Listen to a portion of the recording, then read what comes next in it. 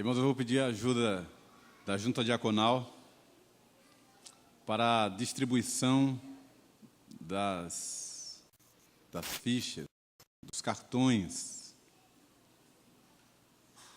nossos cartões de oração em favor da cruzada que realizaremos em 22 de outubro, pela misericórdia e pela graça de Deus. Esse será o nosso compromisso de oração e de evangelização. Nosso compromisso de envolvimento com esse trabalho. Vou pedir aos diáconos para agora fazerem essa distribuição. Você vai receber o seu cartão. A orientação já foi dada, eu vou repetir, e eu quero fazer um momento de oração por isso. Porque todo investimento que a gente faz no plano espiritual, a gente deve imaginar que, primeiro, se é para abençoar, e se tem luz no meio, vai agradar a Deus, mas vai alvoroçar também o inferno. Nós sabemos que é assim. Precisamos de cobertura de oração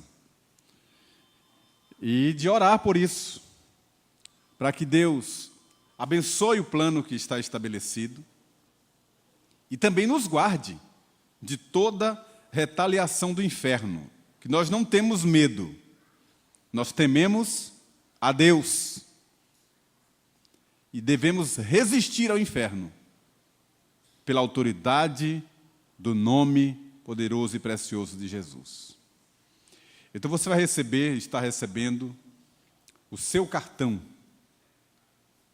no qual você vai colocar da sua lista de amigos, de parentes, de conhecidos que ainda não conhecem o Evangelho de Jesus. Esses nomes farão parte da sua oração diária e vai fazer parte do seu compromisso de convidá-los.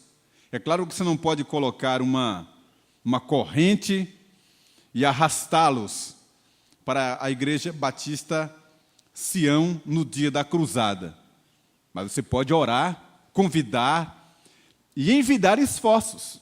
Olha, porque eu não tenho com quem deixar os filhos. E a gente arranja. Deixa na casa de alguém conhecido. Ou a gente até programa, vamos fazer alguma coisa. Ah, porque eu estou sem carro, meu carro vai para a oficina. Você arranja um carro ou paga um táxi, mas que não haja empecilhos, impedimentos para a gente levar alguém que ainda não se rendeu a Jesus para ouvir a mensagem do Evangelho, a voz do Senhor e render-se a Ele. Esse é o nosso compromisso de oração e o nosso compromisso de evangelização.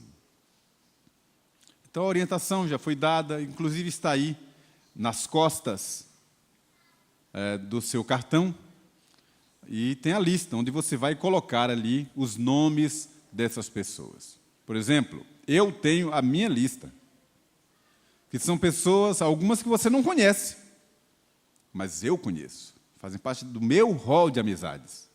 E assim, cada um que aqui está tem o seu próprio rol, tem o seu próprio grupo de amigos, que eu não conheço, que eu não tenho acesso, quem sabe gente do seu trabalho, colegas de trabalho. Então, coloca o nome por quem você vai orar, convidar da forma mais criativa, mais fina e debaixo da unção de Deus. Não faça isso pensando que vai ser o seu jeito, sua habilidade, mas vá em oração. E Deus tem aqueles que Ele já separou para aquele dia. Nós não sabemos. Eu só imagino. Está na minha cabeça uma noite de muita festa espiritual, um banquete espiritual e muitas vidas no altar, chorando, se entregando a Cristo. Eu imagino. Mas Deus já viu e já sabe todas as coisas. Então vamos pedir que Ele nos abençoe nesse plano. Segure o seu cartão, vamos ficar de pé e vamos orar.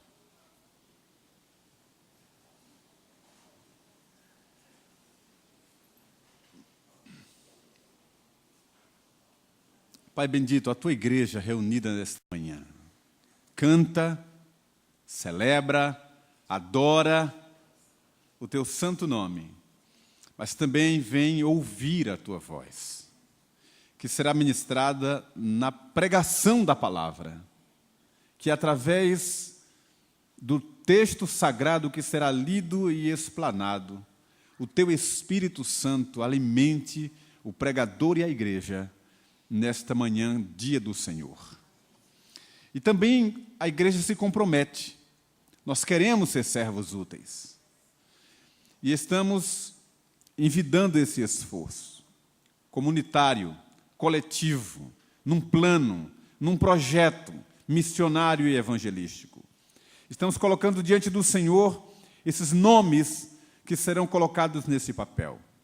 Pedimos que o Senhor dê à igreja estratégias, oportunidade de levar muita gente para aquele lugar, para ouvir a tua voz.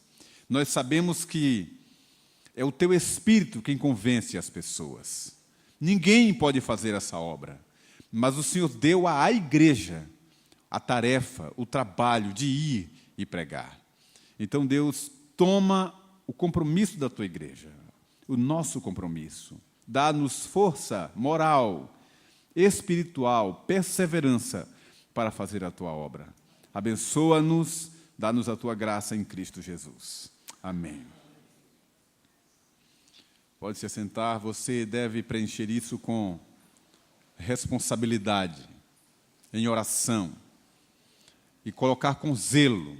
Quem sabe você pode colocar o seu cartão de compromisso, não somente dentro da sua Bíblia, mas no lugar onde você tenha acesso direto, sempre.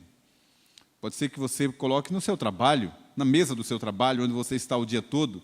Você coloca o cartão ali, para você estar sempre vendo, olhando os nomes, orando por eles todo o tempo.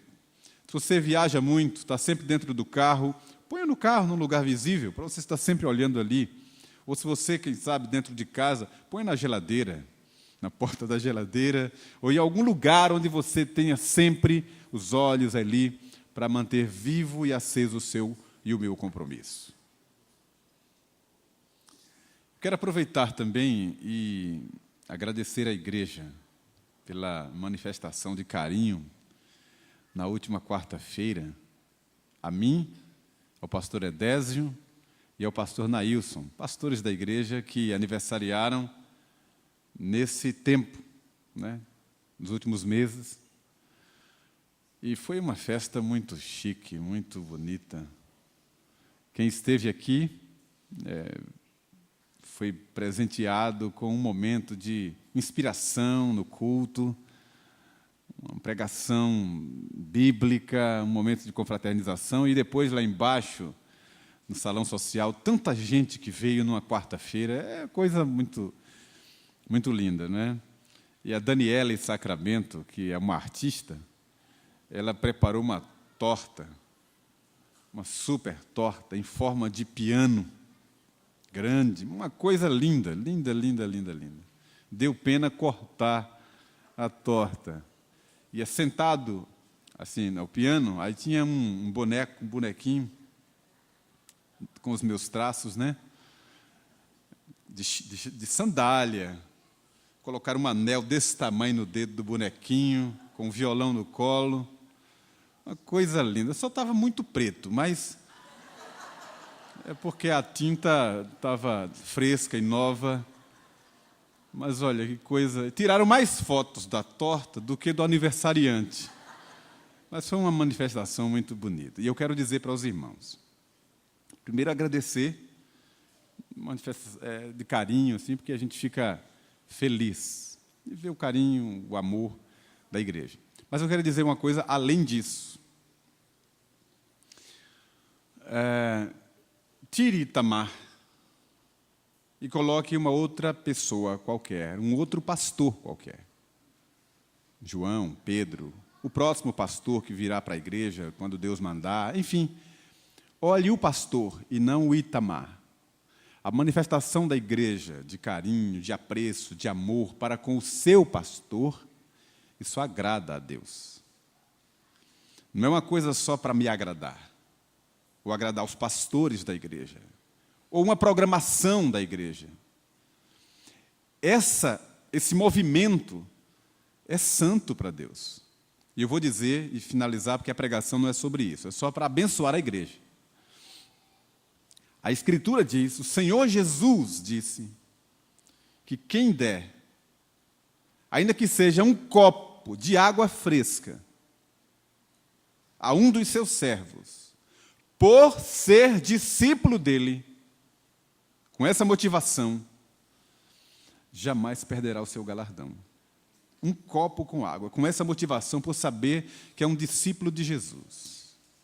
Então, que não seja por Itamar, mas pelo ministro dessa casa. E eu fiquei muito feliz e grato a Deus pela vida da igreja e, claro, as manifestações de carinho, os muitos presentes que recebi, ainda estou recebendo, e coisa linda, linda, linda de Deus, viu? Deus abençoe a vida de vocês. Esse anjo aqui chegou lá em casa, pode dizer? Pode? Eu cheguei em casa, entrei afobado, estou tomando um banho, aí vejo a campainha tocando. Pém, pém, pém, desesperada. Pensei que era alguma coisa, pensei que era algum cobrador. Disse, não estou devendo nada. É quando chega de Genal, diácono Gerson, com uma caixa grande, cheia de frutas, de várias qualidades, para o anjo da igreja, com a mesma motivação. A sorte dele é que ele entregou a mim e não a Amélia. Eu dei sorte nessa. Obrigado, meu irmão. Olha, esse negócio de sogra, vocês sabem que eu amo minha sogra, né? Tem uma nova de sogra, mas não vou contar, não. Abram a Bíblia em Atos, capítulo 9.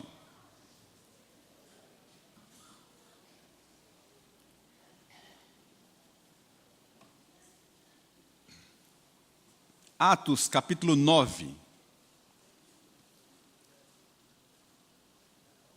A conversão de Saulo, do verso 1 ao verso 9. Saulo, respirando ainda ameaças e morte contra os discípulos do Senhor, dirigiu-se ao sumo sacerdote e lhe pediu cartas para as sinagogas de Damasco, a fim de que, caso achasse alguns que eram do caminho, assim homens como mulheres, os levasse presos para Jerusalém. Seguindo ele estrada fora, ao aproximar-se de Damasco, subitamente uma luz do céu brilhou ao seu redor. E caindo por terra, ouviu uma voz que lhe dizia, Saulo, Saulo, por que me persegues? Ele perguntou, quem és tu, Senhor? E a resposta foi, eu sou Jesus, a quem tu persegues. Mas levanta-te e entra na cidade, onde te dirão o que te convém fazer. Os seus companheiros de viagem pararam emudecidos, ouvindo a voz, não vendo, contudo, ninguém. Então se levantou Saulo da terra e, abrindo os olhos, nada podia ver. E, guiando-o pela mão, levaram-no para Damasco. Esteve 3 dias sem ver, durante os quais nada comeu nem bebeu. Que o Espírito Santo aplique e abençoe a vida da igreja através dessa palavra.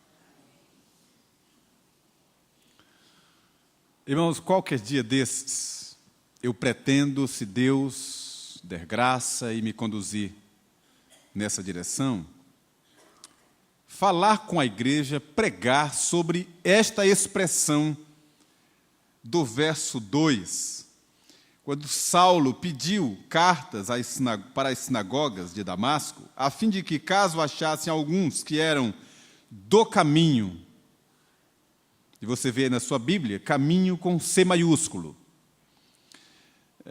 não é estrada, nem o lugar por onde rumam as pessoas, é uma expressão referente aos crentes, e eu quero explorar isso, e conversar um pouco com vocês sobre isso, que encheu meu coração de curiosidade, andei fazendo umas pesquisas, e depois vou pregar sobre isso para vocês. Outra coisa curiosa do texto. O texto diz que uma voz foi ouvida E Saulo ouviu aquela voz que dizia: Saulo, Saulo, por que me persegues? E o curioso do texto é que não foi uma voz na consciência. Não foi algo que o coração de Saulo percebeu e entendeu ser a voz do Senhor, como muitas vezes você e eu ouvimos a voz de Deus. E não temos dúvida de que é o Senhor falando conosco. Nesse caso aqui, foi uma voz audível que os que estavam em volta também ouviram. Atos dos Apóstolos, ou Atos do Espírito Santo, revelam que a obra de plantação da igreja, a obra de Deus, é estritamente espiritual. Não havia ali marcas de homens trabalhando, uma placa, homens trabalhando. Estava claro e evidente para todos de que uma grande obra estava sendo realizada e que era espiritual, misteriosa, miraculosa, extraordinária. Prova disso é a gente ver o impacto na vida das pessoas. Uma prova disso é a gente ver alguém perguntando de onde vinha tal poder, já que eram homens iletrados. Prova disso é o impacto na vida das pessoas ao verem milagres tão extraordinários que ninguém atribuiu à habilidade humana, porque não tinha como, era coisa puramente divina. E nessa passagem, Saulo cai por terra, ouve a voz de Deus, fica cego. Mais adiante, o texto sagrado diz que havia como que umas escamas nos seus olhos. E depois que Ananias ora por Saulo, caíram como que escamas dos seus olhos e ele voltou a ver. É uma história muito impactante, dramática, porque é a vida de alguém que virou do avesso. É alguém que não passou por uma experiência de uma melhora, de uma melhoria, de um ajuste, ou de uma reforma, mas de alguém que passou por uma guinada de 180 graus, deu meia volta, e em poucos dias, era uma pessoa completamente diferente. De uma intensidade de um polo para onde ele ia, para perseguir a igreja, maltratar os crentes e matá-los, como ele fez, consentindo com a morte de Estevão. Dias depois estava no outro extremo, querendo salvar vidas, querendo abençoar vidas, querendo pregar o evangelho, com tanta intensidade que os próprios apóstolos ficaram desconfiados, não quiseram recebê-lo, achando que era um trote, que era uma estratégia para matar mais gente. É uma história maravilhosa. Mas ele teve que passar por esse chão, por essa queda, por essa cegueira, por esse impacto, por essa humilhação diante dos seus. Teve que passar por esse vale. E depois disso ainda teve que amargar 3 anos na Arábia, no deserto, solitariamente, para expurgar os seus azedumes, a sua violência, seus valores, reformar sua mente, aprender a depender de Deus, como ele teve que experimentar na sua vida, no seu ministério. 3 anos na Arábia, para somente depois começar a pregar o evangelho. Saulo, que passou a ser Paulo, que aprendeu pela dor, que aprendeu pelo esmagar da sua personalidade e do tratar do seu caráter. Não foi alguém que foi paulatinamente sendo modificado, tratado, lapidado. Ele passou por um moinho e foi um vaso quebrado, quebrantado, útil nas mãos do Senhor. Depois de Jesus, que é o teólogo dos teólogos, nós temos como referência o apóstolo Paulo, depois Santo Agostinho, depois João Calvino, depois os demais.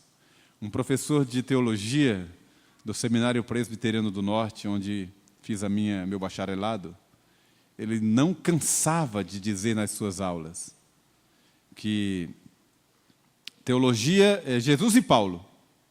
Ele não colocava Santo Agostinho, eu estou colocando, mas ele dizia assim, é Jesus e Paulo, o resto é nota de rodapé. Ele gostava de usar essa expressão. Essa é a experiência de alguém que aprendeu pela dor. É sobre isso que quero falar com você nessa manhã. Sobre os métodos de Deus nos chamar à obediência. Dentro da multiforme graça de Deus e na sua forma criativa de tratar conosco, existe uma predileta, que é essa que vou tratar nessa manhã. Lembre-se de como Deus chamou você para a igreja, não a da Bahia, mas para o reino. Como foi a sua experiência de conversão?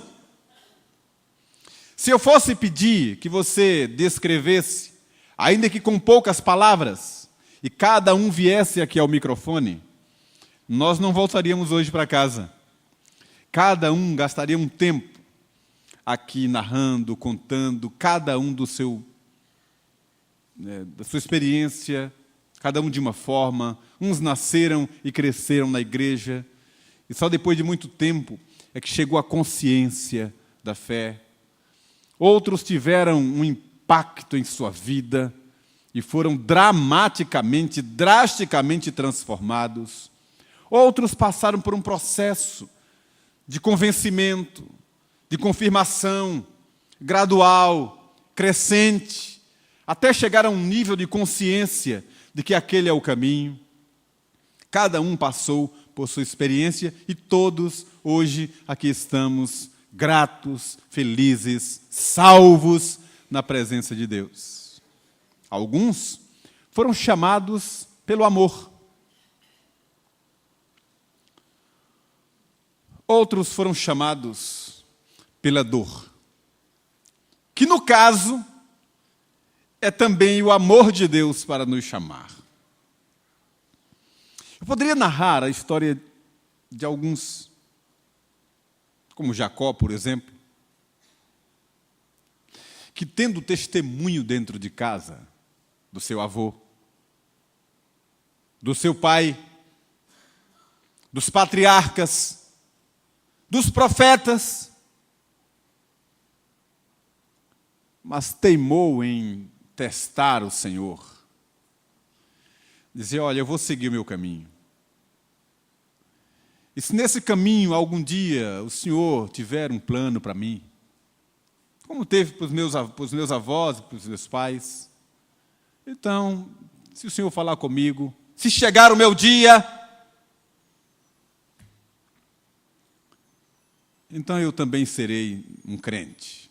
O Senhor dos meus avós e pais também será o meu Deus. E segui o caminho dele.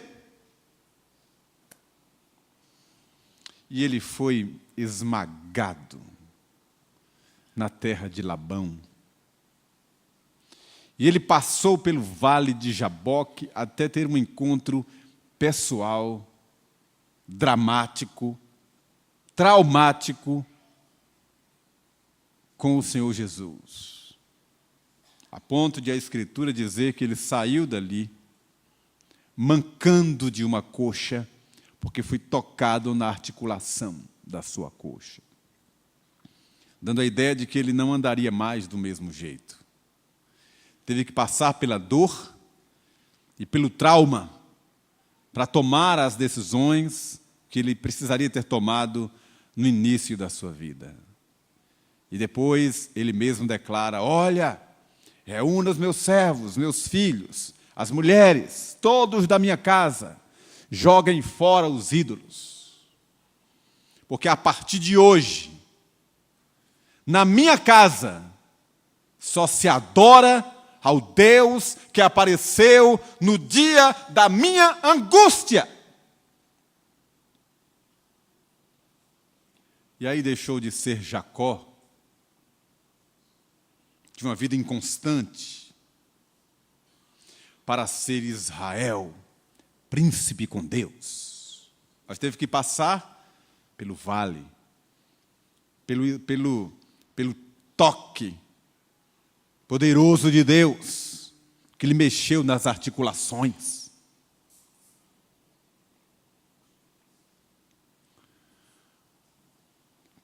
Foi chamado pela dor. E eu poderia narrar a história de muitos outros homens e mulheres de Deus que tiveram que passar por marcas de dor, que deixaram cicatrizes, que deixaram sinais visíveis de quebrantamento. De alguns que tiveram que passar pelo leito, até mesmo o leito da enfermidade. Alguns que passaram por perdas, por provas agudas, para só então reconhecer que o Senhor é Deus. Alguns ímpios, como Dario, rei da Pérsia, ou como Nabucodonosor, que teve que ficar alguns meses andando como um animal de 4, comendo grama,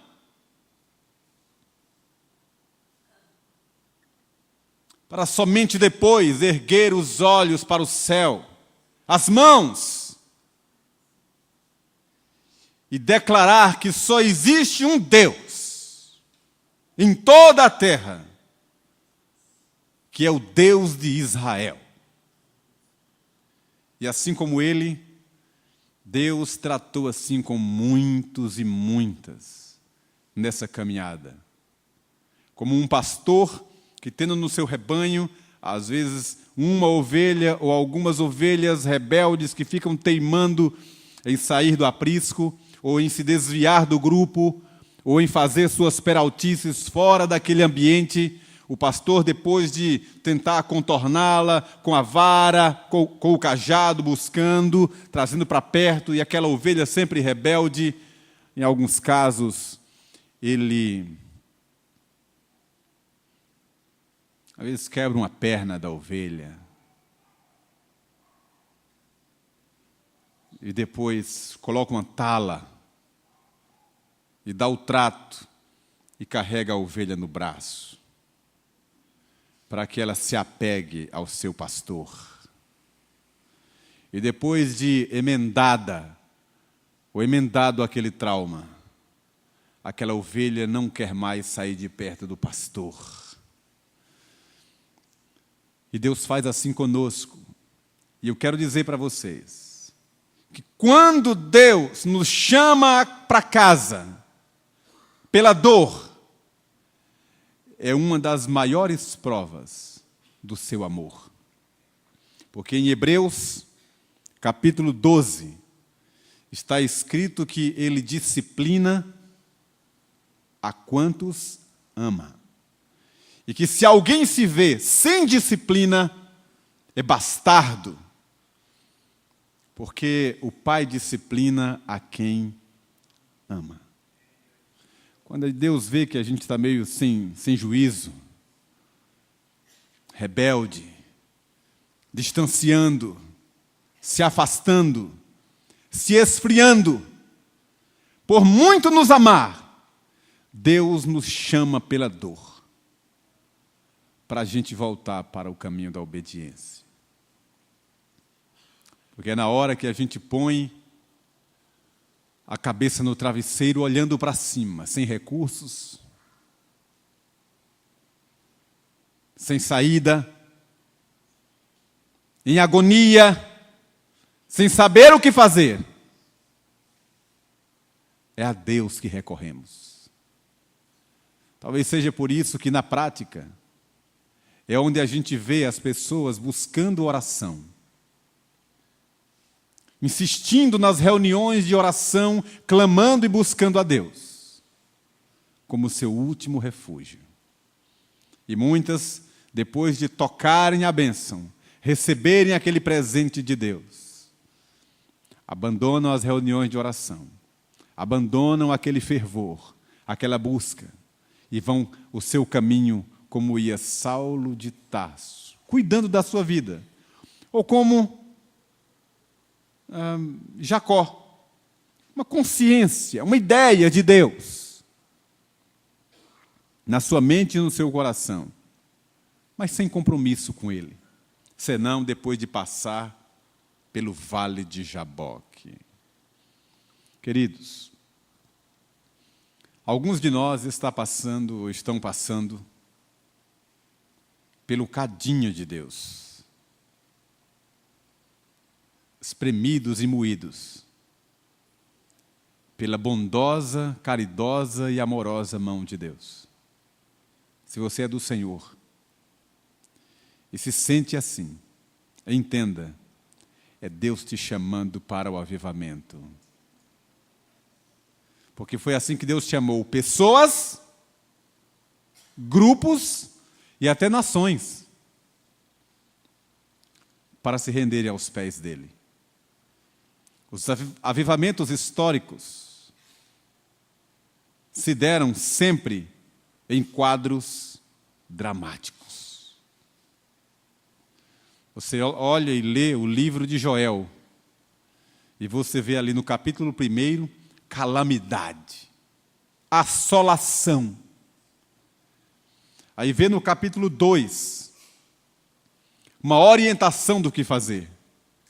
Aí está dito no capítulo 2, olhe, tudo o que foi roubado, tudo que foi tirado de vocês, tudo que foi devorado pelo gafanhoto, tudo isso que trouxe desgraça e desordem na vida de vocês.